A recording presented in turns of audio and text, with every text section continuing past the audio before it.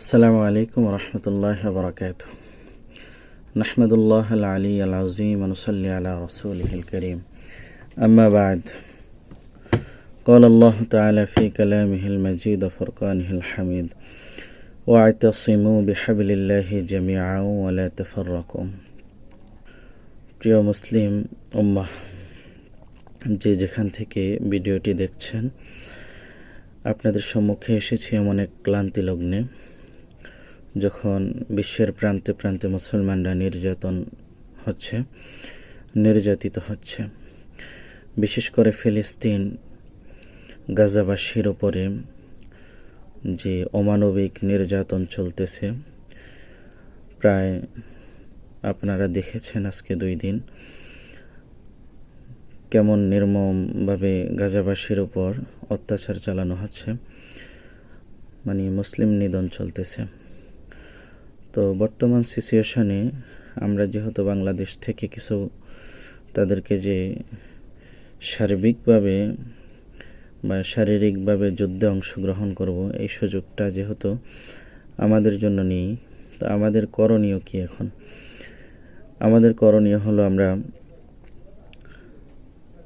প্রতিবাদ তো জানাবই, বাকি এমন প্রতিবাদ জানাবো যেটাতে কার্যকরী কিছু হবে। মৌখিকভাবে শুধু ইসরায়েলের বিপক্ষে কিছু স্লোগান দিলাম, এতটুকুতেই যেন ক্ষান্ত না হয়। আমরা যদি এখন বাংলাদেশ থেকে ইসরায়েলি যে প্রোডাক্টগুলো আছে, বাংলাদেশ সরকারকে প্রেশার ক্রিয়েট করে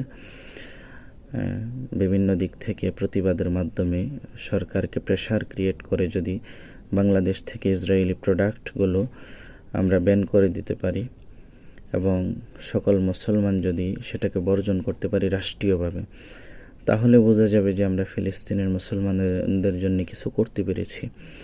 এটাই আমি মনে করি। যেহেতু আমরা নিরুপায়, আমাদের কাজ 2টা হয়, একে তো দোয়া করা, রোজা রেখা দোয়া করা, আর দ্বিতীয়ত এই ইসরায়েলি যে প্রোডাক্টগুলো আছে, কোকাকোলা, 7 আপ, এইভাবে অনেক প্রোডাক্ট আছে, আমাদের সরকারের মাধ্যমে রাষ্ট্রীয়ভাবে সেটাকে নিষিদ্ধ করার ব্যবস্থা করা। এটা যদি করতে পারি, ইনশাল্লাহ আমরা বুঝবো যে নিজের মনকেও সান্ত্বনা দিতে পারবো এবং গাজাবাসীর জন্য আমরা কিছু করেছি, ইনশাল্লাহ সেটা বোঝা যাবে। তো এই জন্য সবার কাছে অনুরোধ থাকবে, আমরা যেখানেই যেভাবেই প্রতিবাদ করি, সবার মাথায় এটা রাখবো যে আমরা ইসরায়েলের প্রোডাক্ট নিষিদ্ধ করার ব্যাপারে, পণ্যগুলো নিষিদ্ধ করার ব্যাপারে